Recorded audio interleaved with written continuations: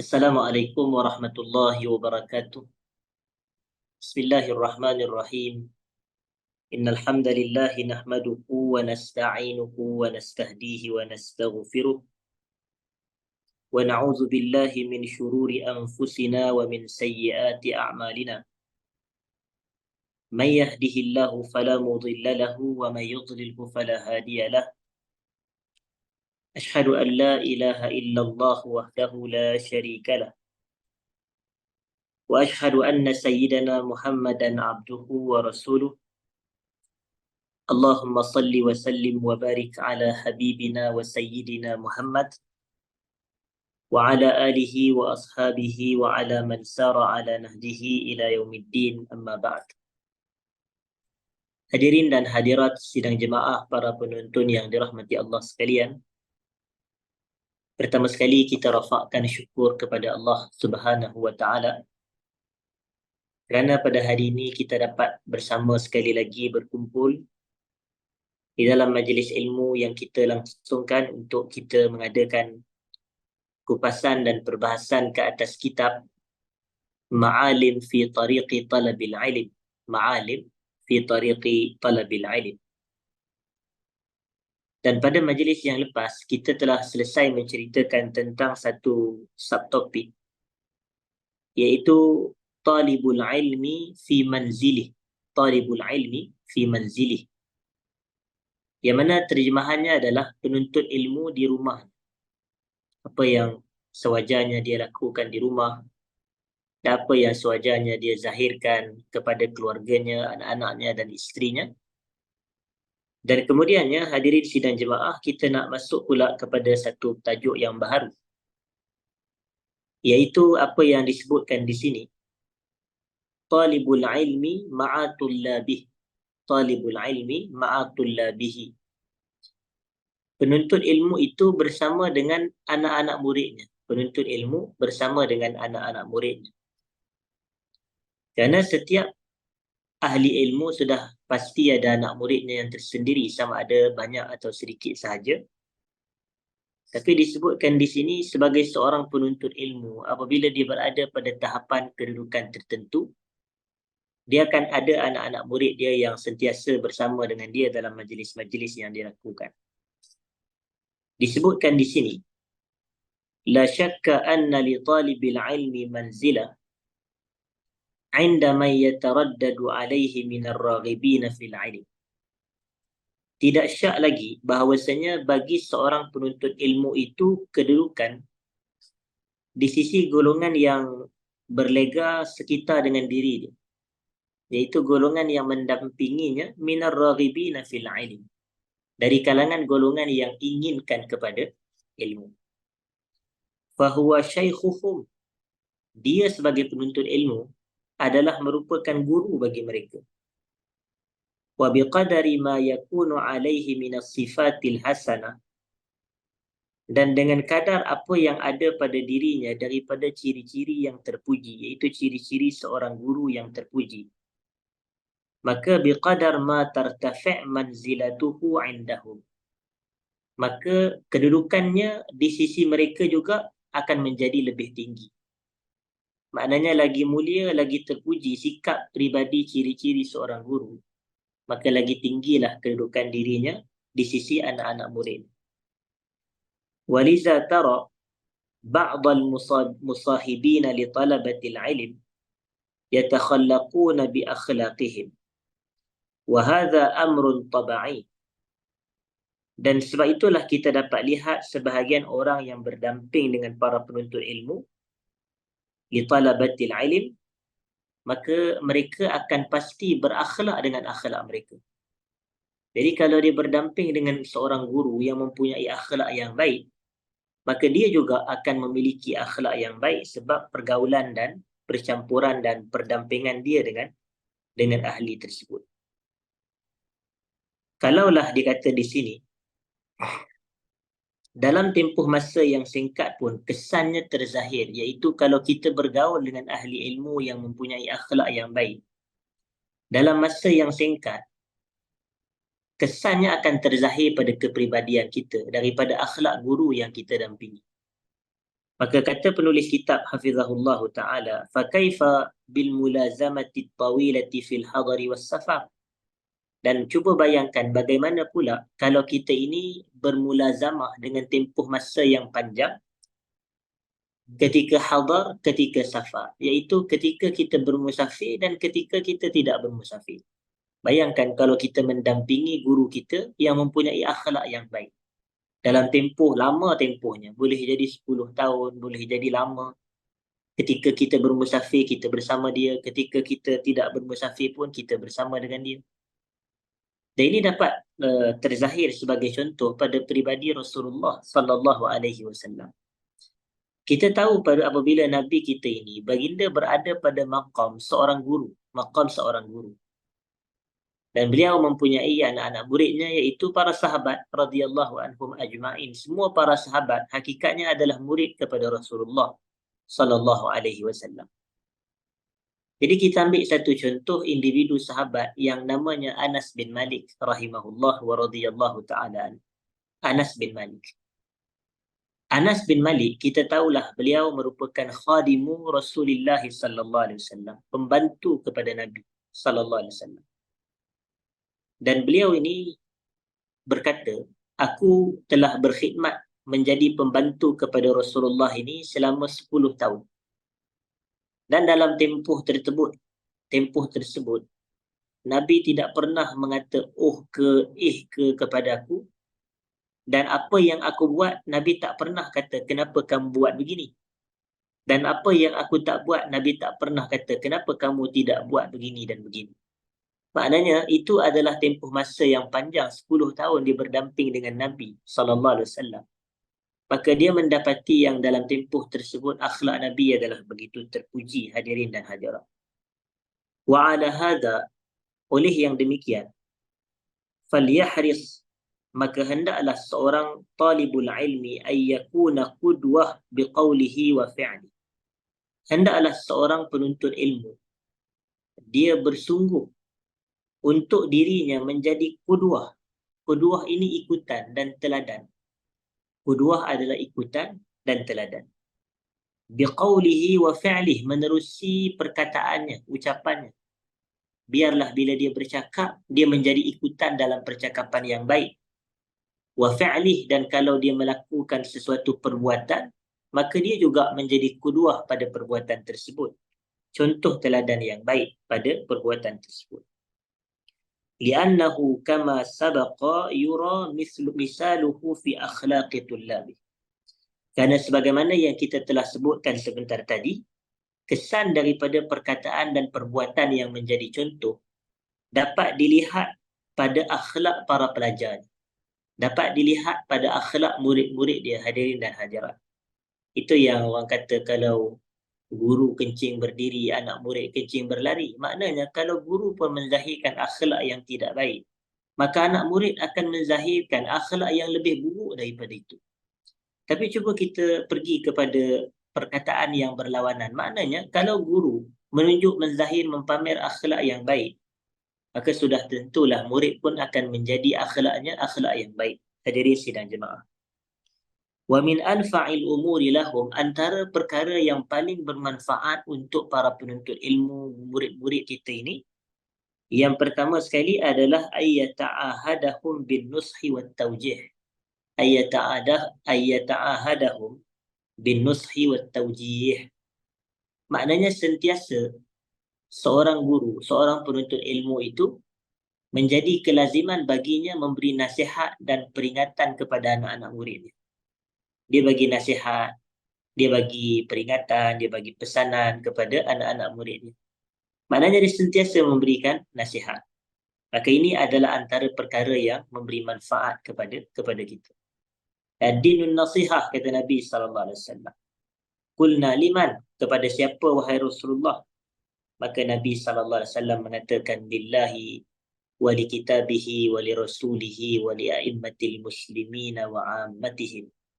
Iaitu untuk Allah dan juga kepada kitabnya dan juga kepada Rasulnya dan kepada pemerintah umat Islam dan juga orang awam dari kalangan umat Islam. Jadi antara nasihat kepada orang awam dari kalangan umat Islam ini adalah kita memberikan peringatan, bimbingan, tunjuk ajar kepada mereka. Itu yang pertama. Dan yang kedua, hadirin sidang jemaah, ayyuqawwima i'wijajahum kullan bihasabi taqsiri. Ayyuqawwima i'wijajahum kullan bihasabi taqsiri. Hendaklah seorang guru memperbetulkan kesilapan-kesilapan yang dilakukan oleh anak-anak murid. Yuqawwima ni maknanya dia meluruskan. Dia meluruskan. I'wijaj ni maknanya bengkang-bengkok. I'wijaj ni adalah tidak lurus. Maknanya menyeleweng, bengkang-bengkok. Macam kita kata dalam Suratul Kahf ayat yang pertama itu, yang mana Allah Ta'ala kata Alhamdulillahillazi anzala ala abdihi al-kitaba walam yaj'al lahu apa? Walam yaj'al lahu iwaja. Jadi i'wijaj. Iwaja itu segala puji bagi Allah yang telah menurunkan kepada hambanya Al-Kitab, yakni Al-Quran, dan dia tidak menjadikan bagi Al-Quran ini iwaj, iaitu sifat dia menyeleweng, sifatnya bengkok, begitu. Tapi qayyiman liyunzira ba'san syadidan min ladunhu wa yubashshiral mu'minina alladhina ya'maluna as-salihat bi anna lahum ajran hasanah.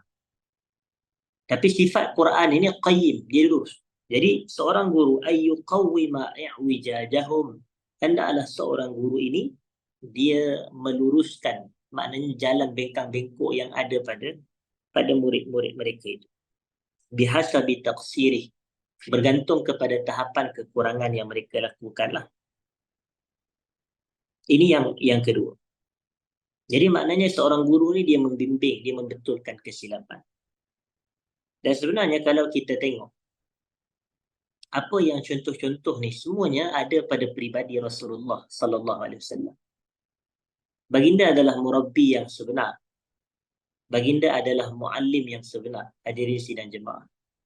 Sebab itu kata Allah Ta'ala dalam Quran, laqad kana lakum fi rasulillahi uswatun hasanah liman kana yarjullaha wal yawmal akhir.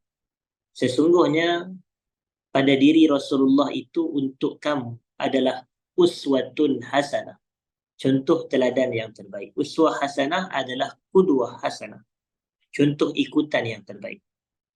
Orang kata al-iqtida adalah at-ta'assi, hadirin sidang jemaah. Kita mengikut dan berpetunjuk dengan petunjuk Rasulullah sallallahu alaihi wasallam.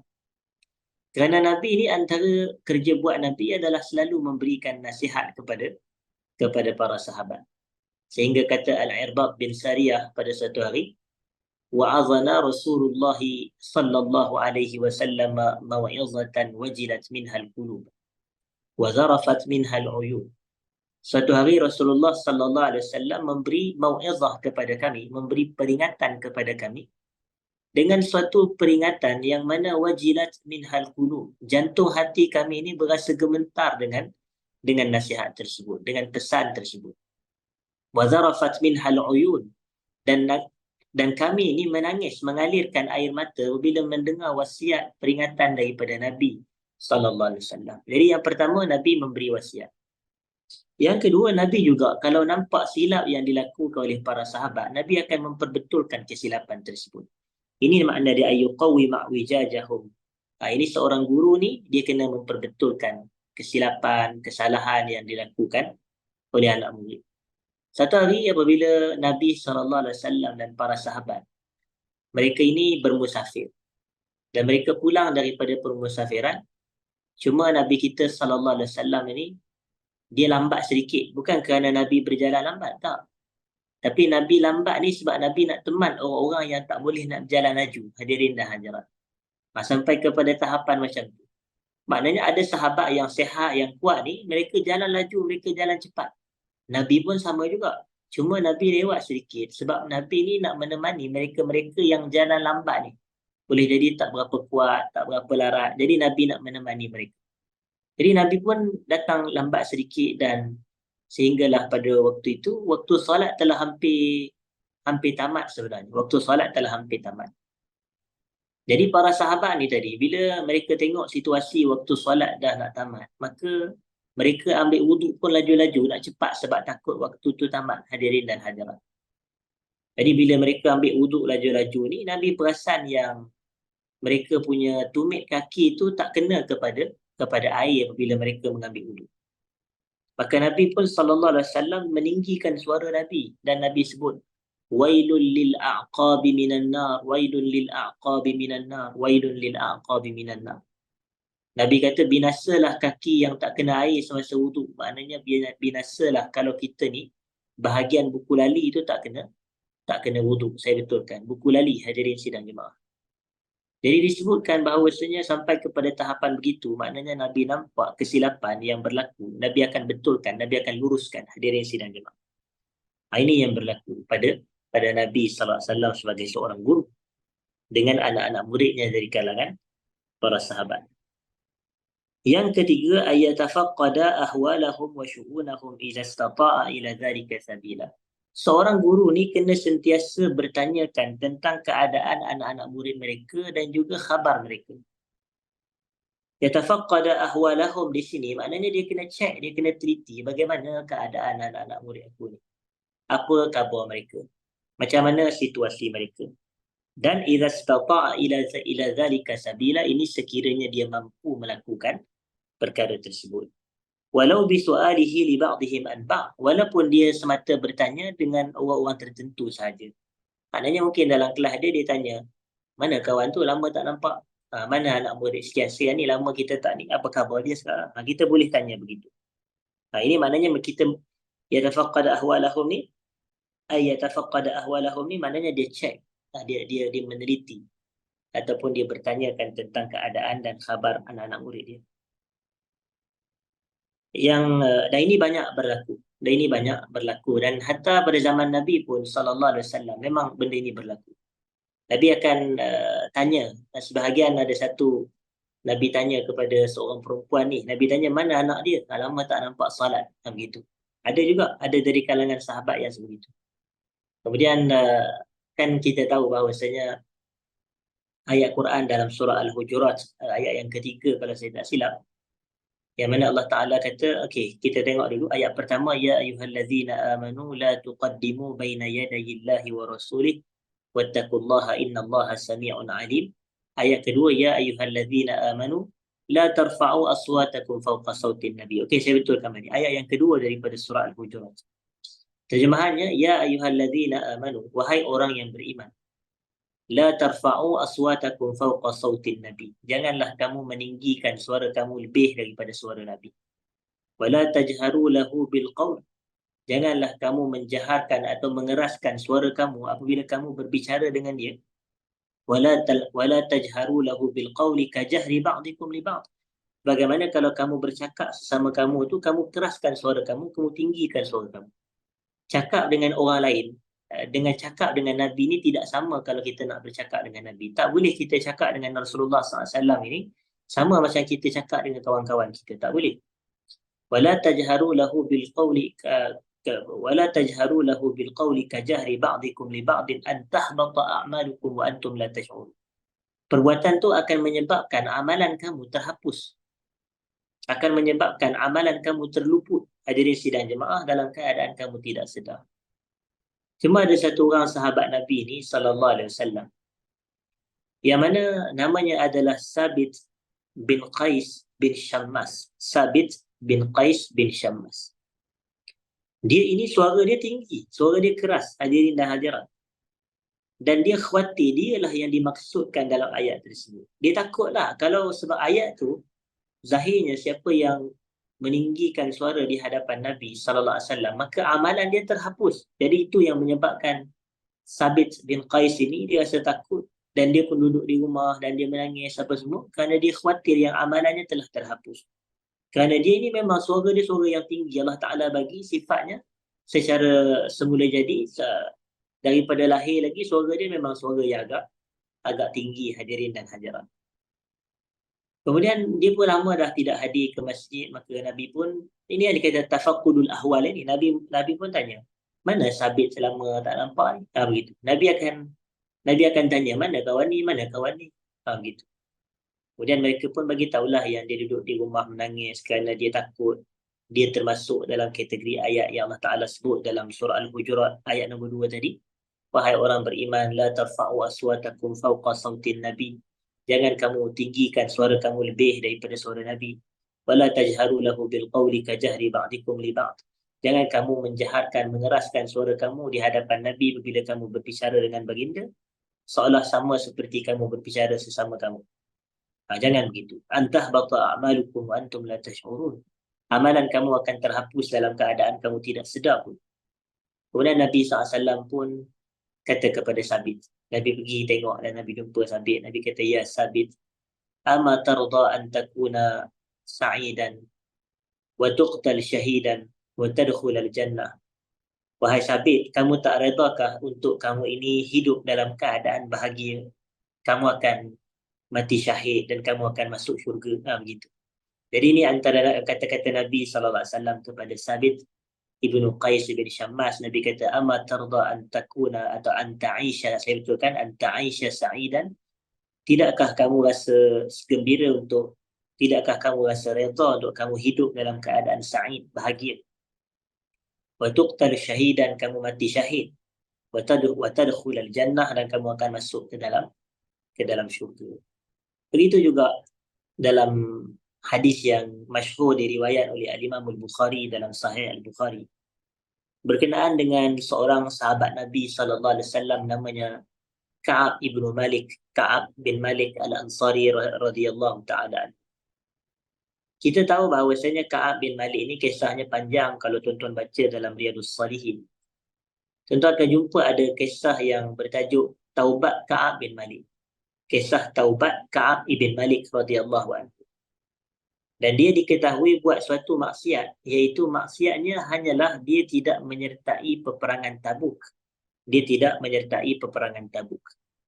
Dan dahulu kalau Rasulullah SAW arahkan kepada orang Islam untuk turun ke medan perang, maka perintah tersebut hukumnya wajib kerana Nabi adalah ulul amri. Nabi adalah ulul amri. Nabi pemerintah. Jadi pemerintah, kalau pemerintah arahkan kita untuk berperang, tapi kita tidak pergi berperang tanpa keuzuran, maka perbuatan itu dianggap sebagai dosa besar. Hadirin dan hadirat, kerana menyelisihi perintah Nabi SAW. Tanpa sebarang uzur, kalau dia ada keuzuran tidak mengapa.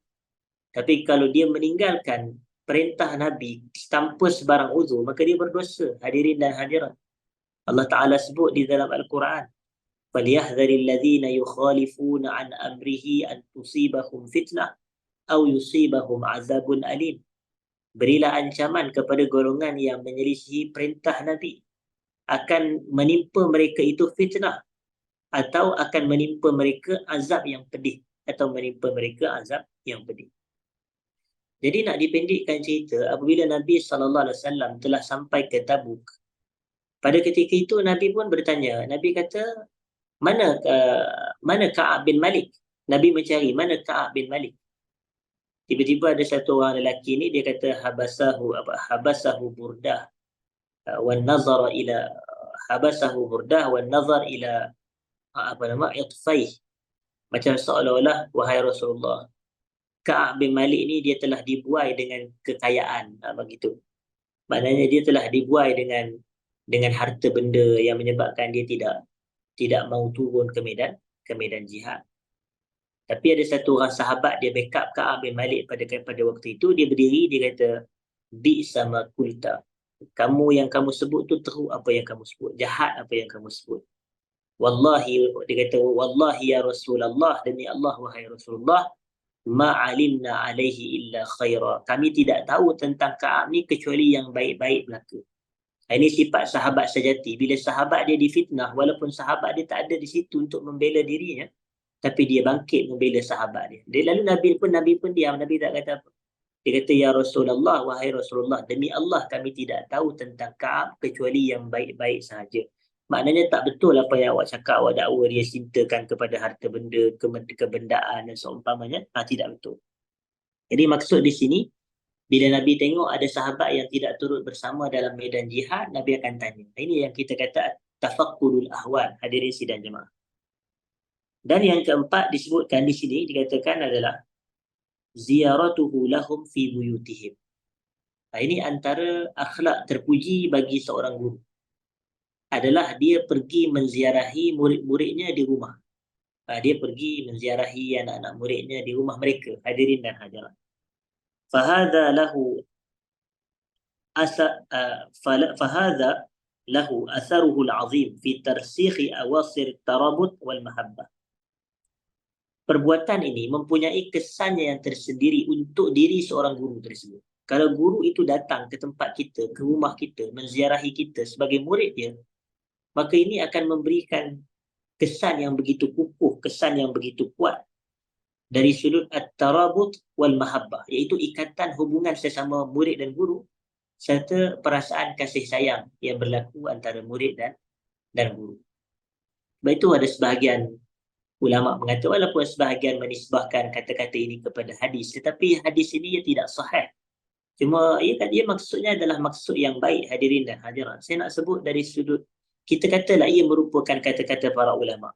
Jangan kita nisbahkan ia kepada hadis Nabi, walaupun ada menisbahkannya kepada hadis, tetapi ia hadis dhaif, hadirin sidang jemaah. Apakah katanya? Iaitu zur ghibban tazdad hubban. Zur ghibban tazdad hubban. Ziarahlah sekali-sekala, ia akan menambah perasaan cinta, hadirin dan hadirat.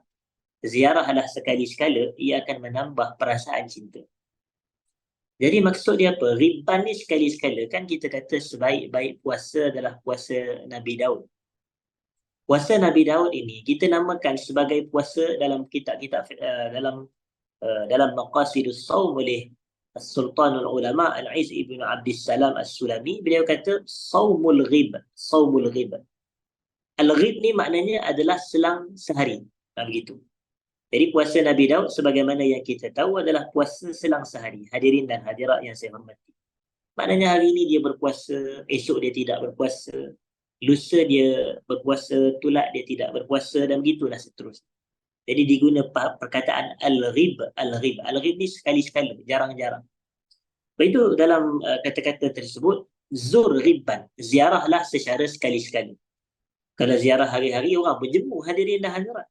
Orang kata, dia ni nak makan peri lah tu, contoh. Hari-hari datang rumah kita. Jadi sebab itu kita kata, tidak begitu. Jadi kita nak datang ziarah ini tak perlu selalu-selalu, tapi sekali-sekala dia akan menambah dan mencambah perasaan kasih dan sayang. Lebih-lebih lagi kalau yang datang itu adalah seorang guru, hadirin dan hadirat. Dan ini memang berlaku dan banyak jemputan oleh para sahabat kepada Nabi SAW supaya Nabi datang ke rumah mereka. Nabi dapat memimpin salat bersama dengan mereka di rumah. Nabi dapat memakan makanan yang mereka jamu, mereka hidangkan kepada Rasulullah dan mendoakan barakah keberkatan Allah kepada isi rumah. Itu yang mereka hajatkan dengan kehadiran Nabi SAW. Dan bukan semata itu, hadirin dan hadirat, ia juga diwarisi oleh generasi yang terkemudian. Saya pernah menulis di dalam media sosial saya di Facebook, hadirin dan hadirat, ada seorang lelaki yang mana dia ini menjemput satu orang ulama besar dalam mazhab Hanbali, iaitu Abu Muhammad Abdul Ghani bin Abdul Wahid Al-Maqdisi rahimahullah. Orang yang belajar hadis dia akan tahu kitab Umdatul Ahkam. Umdatul Ahkam. Yang mana Umdatul Ahkam ini adalah kitab yang ditulis oleh Abdul Ghani Al-Maqdisi. Abdul Ghani Al-Maqdisi. Abdul Ghani Al-Maqdisi. Abdul Ghani ibn Abdul Wahid Al-Maqdisi rahimahullah meninggal dunia pada tahun 600 Hijrah. 600 Hijrah. Jadi ada satu orang lelaki ni, dia jemputlah Abdul Ghani Al-Maqdisi datang ke rumah dia. Tujuannya tak lain tak bukan sama, untuk diziarahi, untuk dikunjungi oleh para ulama gitu. Jadi Abdul Ghani Al-Maqdisi pun dia menerima pelawaan dan jemputan tersebut dan dia pun menjadi tetamu kepada tuan rumah, hadirin dan hadirat. Dan dalam masa yang sama mereka nak menzahirkan adab-adab bahawasanya kalau ada tetamu, tuan-tuan guru, alim ulama datang ke rumah, maka mereka dapat menjamu makanan kepada ulama tersebut macam yang dilakukan oleh para sahabat terhadap Nabi SAW. Yang mana kadang-kadang kalau Nabi ni datang ke rumah mereka, mereka akan menjamu dengan makanan. Jadi Nabi akan makan makanan tersebut dan Nabi akan doa barakah kepada isi rumah. Doa berkat kepada isi rumah. Dan atas faktor inilah menjadi warisan turun-temurun. Bahkan ada sebuah riwayat daripada dikatakan bahawa daripada Nabi SAW pun riwayat ini adalah riwayat yang dikritik hadirin dan hadirat dari sudut status kesahihannya. Cuma saya nak kongsikan sebagai faedah, iaitu dikatakan bahawasanya dalam kata-kata tersebut, la ta'kul illa min taqi wa la ya'kul ta'amaka illa taqi. Begitu. La ta'kul illa min taqi, janganlah kamu makan kecuali makanan yang disediakan oleh orang yang bertakwa. Begitu. La ta'kul illa min taqi, janganlah kamu makan kecuali makanan yang disediakan oleh orang yang bertakwa. Wala ya'kul ta'amaka illa taqi, dan janganlah memakan makanan kamu kecuali orang yang bertakwa juga. Jadi bila kita nak jamu makanan, contoh, kita nak hidangkan lauk pauk, maka kita nak kalau boleh makanan kita ini dimakan oleh orang yang bertakwa kepada Allah. Begitu. Jadi sebab itu kita suka kalau ada ahli-ahli ilmu, para ulama, asatizah datang berziarah ke rumah kita. Selain daripada tarabut, menguatkan ikatan antara murid dan guru, dia juga akan menguatkan mahabbah, hadirin dan hadirat, akan menguatkan mahabbah. Itu kasih sayang dan kecintaan dan perasaan suka antara guru dan murid, hadirin dan hadirat. Kemudian itu yang ketiga, itu yang keempat. Dan yang kelimanya adalah seseorang guru hendaklah, yang keempat, yang kelima saya betulkan, perkara yang memberi manfaat kepada seorang guru ini adalah dia berjaga-jaga daripada perkara-perkara yang allati tuqallilu haibatahu au tuziluha. Kalau boleh dia kena berjaga-jaga dengan perkara-perkara yang mengurangkan haibah dia. Haibah ni kehebatannya lah, atau ketokohan.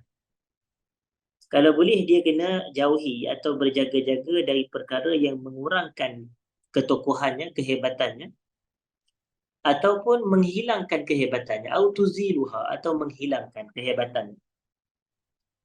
Dan contohnya adalah kakasratil mizah. Dia terlalu banyak melawak, hadirin dan hadirat. Terlalu banyak melawak. Sampai bila dia terlalu banyak melawak, orang kata apa? Tidak mengambil serius kepada apa yang dia cakap. Maknanya sepanjang masa nak melawak sahaja sebab dia suka melawak, hadirin dan hadirat. Jadi ini adalah perkara-perkara yang mengurangkan haibah. Haibah ni maknanya adalah ketokohan ataupun kehebatan seseorang guru. Wal ifrati fih, dan ataupun kakasratil mizah wal ifrat fihi, dan dia berlebih-lebihan dalam bergurau senda, dalam melawak. Bukan makna tak boleh melawak, boleh, cuma jangan berlebihan. Jangan terlalu banyak gelak, jangan terlalu banyak melawak, hadirin dan hadirat.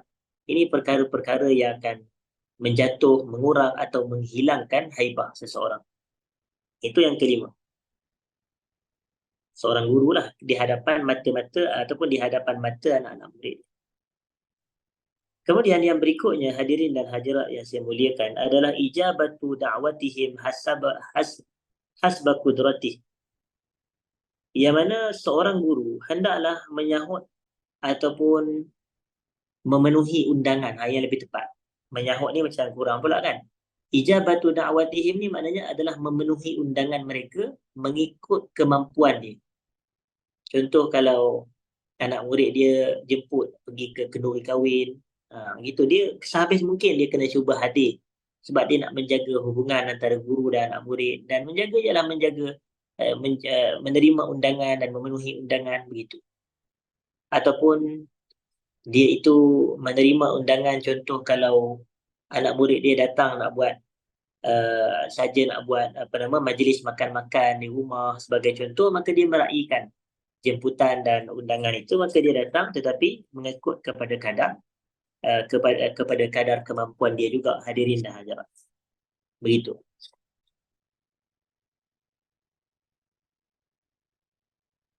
Itu yang keenam, hadirin dan hadirat yang saya muliakan.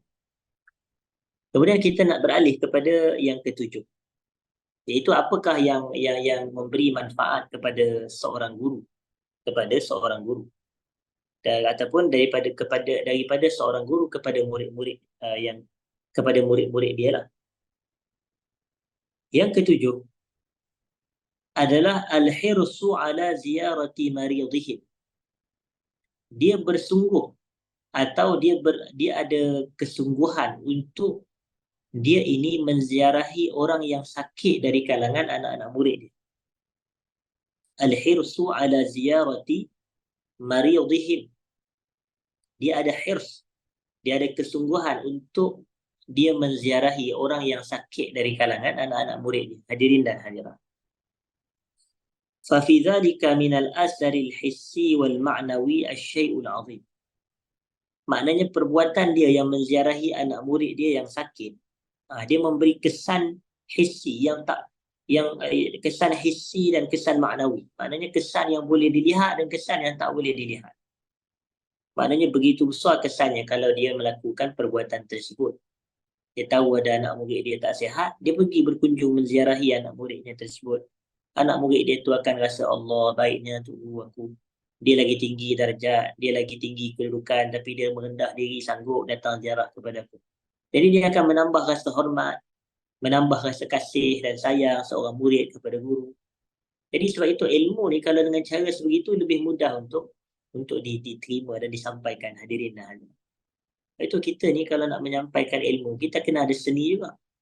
Jadi kita kena buat hubungan baik dengan orang-orang yang kita nak dakwahkan. Bila kita dah ada hubungan yang baik, akhlak yang baik, kita zahirkan kebaikan, maka apa yang kita sampaikan akan mudah diterima. Begitu. Hadirin dan hadirat. Dan yang ke-8 kata penulis kitab di sini. Wal ahammu min hadha. Yang lebih penting daripada ini adalah, dan maknanya yang lebih penting daripada semua yang kita telah sebutkan, yang paling penting sekali adalah أن يرغبهم في طلب العلم والمداومة على ذلك قراءة وكتابة وسماعا وحضورا. Yang lebih penting daripada apa yang kita telah sebutkan sebelum-sebelum ini adalah seorang guru itu sentiasa menggalakkan anak-anak muridnya untuk menuntut ilmu serta berterusan dalam menuntut ilmu. Maknanya baguslah kita ziarah, kita tanya khabar orang sakit, kita pergi jumpa dan kita menzahir, menunjuk akhlak yang baik. Tetapi dalam masa yang sama, seorang guru dia kena sentiasa encourage, hadirin dan hadirat, anak-anak murid dia untuk sentiasa menuntut ilmu, berterusan dalam menuntut ilmu. Maknanya awak kena belajar lagi, awak kena teruskan belajar, awak kena belajar begitu. Maknanya beri galakan, hadirin dan hadirat. Sama ada kita anjurkan dan galakkan dia kepada qiraah, banyak baca. Wa kitabah, banyak menulis. Wa sama'an, banyak mendengar. Wa huduran, banyak menghadiri majlis ilmu. Ini kita berikan galakan dan berikan semangat, hadirin dan hadirat. Dan dikatakan di sini, dalam perbuatan dia memberikan targhib, galakan kepada para penuntut ilmu ini untuk berterusan dalam menuntut dan mencari ilmu, maka dia kena melihat apa yang terbaik untuk mereka dan yang paling tepat untuk mereka, iaitu anak-anak murid. Seperti contohnya kakhtiyaril kitabi awid darsi alladhi yara lahum fihi azimu faidah. Seperti dalam isu pemilihan kitab ataupun pemilihan pengajian yang mana dia melihat perkara itu mempunyai kebaikan yang besar kepada anak murid. Contoh, kalau ada satu kitab yang dia rasakan sesuai, dia kata bagus kitab ni, banyak manfaat, maka dia pun berikan cadangan kepada anak-anak murid dia, okey, saya nak awak semua memang kena baca kitab ni. Macam tu. Maknanya sebagai seorang penuntut ilmu, awak kena baca kitab ni, ini adalah kitab yang bagus untuk kita para penuntut ilmu. Jadi ini satu cadangan tajuk kitab yang dia telah berikan. Jadi ini antara contohnya lah yang ke-8 itu. Ini contoh yang ke-8. Atau ad-dars, dia sendiri yang memilih kelas-kelas pengajian dan dia suggestkan kepada anak murid dia, awak kena dengar pengajian ini, atau awak kena ikuti pengajian ini, atau awak kena hadiri pengajian sekian dan sekian. Dia sendiri yang memberikan cadangan. Maknanya dia bukan semata galakkan anak-anak murid dia untuk belajar dan berterusan dalam menuntut ilmu, tapi dia juga membimbing anak-anak murid dia, okey, baca kitab ni. Macam kalau contoh untuk peringkat permulaan, awak kena baca kitab begini. Kemudian awak dah peringkat sederhana nanti, kitab begini. Kemudian peringkat tinggi nanti, kitab begini, begini dan begini. Dalam bidang tafsir, awak kena rujuk kitab ni. Dalam bidang hadis, awak kena rujuk kitab ni. Maknanya dia ni sebagai guru, sebagai mursyid, hadirin dan hadirat, sebagai pembimbing. Dialah yang menunjuk arah. Inilah kita kata sifat guru yang sejati. Dia murabbi, hadirin dan hadirat. Dia murabbi. Yang Allah Taala sebut dalam Quran itu, walakin kunu rabbaniyina bima kuntum tuallimuna alkitaba wa bima kuntum tadrusun. Allah kata. Akan tetapi kunu rabbaniyin, jadilah kamu golongan rabbani. Walakin kunu rabbaniyin bima kuntum tuallimun alkitab, berdasarkan apa yang kamu pelajari, kamu ajarkan daripada kitab, dan berdasar apa yang kamu pelajari daripada alkitab. Hadirin dan hadirat. Wal mutaba'ah al mustamirrah lahum fi hudurid darsi wa kitabatil fawaid. Dan dia sentiasa mutaba'ah, maknanya dia sentiasa ikut rapat. Maknanya mengikuti secara rapat, dan perbuatan itu secara berterusan kepada anak-anak murid dia, untuk mereka menghadiri majlis pengajian, serta untuk mereka mencatatkan faedah-faedah daripada penulisan, faedah-faedah daripada pengajian yang mereka hadiri. Jadi maknanya dia akan sentiasa pastikan anak murid dia kena datang kelas, sebagai contoh. Kena sentiasa belajar. Bukan semata datang catat nota-nota dan faedah-faedah yang kita dapati daripada majlis pengajian tersebut. Wa min thumma, antara lagi adalah taklifuhum bi'idadi ba'dil buhusil ilmiyah. Dan selain daripada itu, seorang guru juga boleh memberi tugasan kepada anak-anak murid dia supaya mereka dapat menyediakan sebahagian daripada bahas-bahas ilmu. Maknanya buat kajian, maknanya dia bagi tugasan. Okey, hari ni kelas kita tamat, tapi saya nak, okey, siap semua pelajar dalam kelas ni, awak kena cari ataupun awak kena buat suatu bahas. Bahas ni maknanya adalah kajian lah. Awak kena buat satu bahsun ilmi, maknanya satu bahas ilmiah yang mana awak kaji, contohnya isu apa? Isu semasa yang berlaku. Contohnya tentang, okey, awak kaji tentang pelaksanaan kunut nazilah apabila berlakunya bencana kepada umat Islam. Begitu. Jadi ini boleh dilakukan, hadirin dan hadirat. Baik. Wa ibda al-malhudat al-ijabiyah was-salbiyah fi dzalik. Dan dia kena melahirkan komentar-komentar sama ada yang positif ataupun yang negatif berkenaan dengan perkara tersebut, supaya nanti dia dapat tahu yang manakah yang disebut oleh ataupun yang dilakukan oleh murid itu yang betul ataupun yang salah, hadirin dan hadirat. Dan yang terakhir, kita masuk sedikit sebelum kita tamat, hadirin sidang jemaah. Wa alaihi, itu ke atas seorang penuntut ilmu, itu ke atas seorang guru lah sebenarnya. Wa ala, sebab tajuk kita ni talibul ilmi ma'atul labi, sebenarnya seorang guru sebenarnya. Jadi, dan ke atas seorang penuntut ilmu yang menjadi ikutan bagi anak-anak murid dia, ayyatamassala akhlaqa ahli ilmi min haitsu, untuk dia orang kata apa, berakhlak dengan akhlak para ahli ilmu, min haitsu, dari sudut apa? Dari sudut at-tawadhu'. Ini dari sudut at-tawadhu'.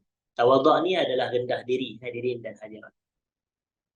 Maknanya dia merendah diri. Dia tidak suka nak membangga diri, mengangkat dirinya, mencerita kelebihan dirinya. Itu tidak. Maknanya orang-orang soleh ini, mereka tidak sifat dia begitu. Di ibarat resmi padi semakin berisi, semakin tunduk, hadirin dan hadirat. Lagi banyak ilmu, lagi tawadhu', begitu. Jadi sebab itu disebut oleh Nabi SAW, baginda menyatakan, man tawadha'a lillahi rafa'ahullah. Man tawadha'a lillah rafa'ahullah. Sesiapa yang tawadhu' kerana Allah, maka Allah akan angkat kedudukannya. Hadirin dan hadirat, Allah akan tinggikan darjatnya. Dan disebutkan di dalam Quran, yarfa'illahu alladhina amanu minkum walladhina utul ilma darajat. Allah mengangkat darjat orang-orang yang berilmu dan beriman dari kalangan kamu sebanyak beberapa darjat. Hadirin dan hadirat. Jadi seorang penuntut ilmu di hadapan anak-anak muridnya, dia kena berakhlak dengan akhlak ulama. Dari sudut kena tawaduk. Jangan dia bongkak, jangan dia bangga diri, tidak. Dan kita selalu sebut bahawasanya tawaduk ini lawan kepada sombong. Kalau tuan-tuan tengok dalam ayat yang ke 60 daripada surah Al-Kahfi, kita tengok kisah Nabi Musa alaihi salam. Dia sanggup melakukan permusafiran untuk berjumpa dengan Nabi Khidir alaihi salam. Dan tujuannya dia nak jumpa Nabi Khidir ni semata tak lain tak bukan untuk dia belajar ilmu daripada Nabi Khidir. Sedangkan Nabi Musa ni adalah seorang Nabi. Dan dia adalah ulul azmi. Dan dia adalah individu yang berbicara dengan Allah. Tapi dalam masa yang sama, dia tawaduk, hadirin dan hadirat. Dia rendah diri. Dalam ayat yang ke-60 Al-Kahfi, dia kata, وَإِذْ قَالَ مُوسَى لِفَتَاهُ لَا أَبْرَحُ حَتَّى أَبْلُغَ مَجْمَعَ الْبَحْرَيْنِ أَوْ أَمْضِيَ حُقُبًا. Aku tidak akan berhenti daripada meneruskan perjalanan sehingga aku sampai kepada Majma' al-Bahrain, tempat bertemunya dua laut. Atau kalau aku tak jumpa dengan individu yang dimaksudkan itu, iaitu Nabi Khidir, aku akan amdiyah hukuba, aku akan meneruskan perjalanan, teruskan perjalanan. Hadirin dan hadirat. Baik. Kemudian, adapun dalam ayat yang ke-50 daripada surah Al-Kahfi, Allah Ta'ala mencerita tentang kisah bagaimana lawan kepada tawaduk ni adalah sombong. Iaitu Allah kata, وَإِذْ قُلْنَا لِلْمَلَائِكَةِ اسْجُدُوا لِآدَمَ فَسَجَدُوا إِلَّا إِبْلِيسَ كَانَ مِنَ الْجِنِّ فَفَسَقَ عَنْ أَمْرِ رَبِّهِ أَفَتَتَّخِذُونَهُ وَذُرِّيَّتَهُ أَوْلِيَاءَ مِنْ دُونِي وَهُمْ لَكُمْ عَدُوٌّ بِئْسَ لِلظَّالِمِينَ بَدَلًا. Ini Allah cerita tentang Iblis. Jadi kita kata sombong takabur ini adalah warisan Iblis, manakala tawaduk ini adalah warisan para anbiya alaihi wassalatu wassalam. Jadi sebutkan di sini juga antara akhlak ahli ilmu adalah wa'adamul israr alal khata'. Tidak berterusan dalam kesilapan dan kesalahan. Balil mubadarah ila ruju' inda tabayyan as-sawab. Bahkan bersegera untuk kembali, untuk menarik balik atau berpatah balik apabila telah jelas akan kebenaran. Wa yattasi'a sadrahu li sama'i mulahazat tullabi. Dia akan sentiasa lapang dada kalau dia mendengar beberapa teguran-teguran daripada muridnya. Fahadha biiznillahi min a'zamil asbabin nafi'ah la lahu wahdah. Dan hal ini dengan izin Allah merupakan antara sebab-sebab yang memberi manfaat yang terbesar, bukan semata kepada diri dia, bal yata'adda, bahkan manfaat tu akan pergi pula meluas lagi ila may yarahu wa yasma'u, kepada orang yang melihatnya dan mendengarnya. Jadi ini menunjukkan kepada seorang guru ni, dia kena tawaduk dan dia tidak berterusan dalam perkara yang salah. Bahkan dia bersegera memperbetulkan kesalahan kalau telah jelas kebenaran, dan dia berlapang dada apabila mendengar kritikan atau teguran daripada murid-muridnya. Maka ini adalah antara perkara yang memberi manfaat yang paling besar, bukan semata kepada dirinya, tapi kepada orang yang melihat dan orang yang mendengar apa yang dia lakukan, hadirin dan hadirat. Jadi memadai sekadar itu perbahasan kita berkenaan dengan ma'alim fi tariqi talabil ilm. Aqulu qawli hadha wa astaghfirullah al-azim li wa lakum. Assalamualaikum warahmatullahi wabarakatuh.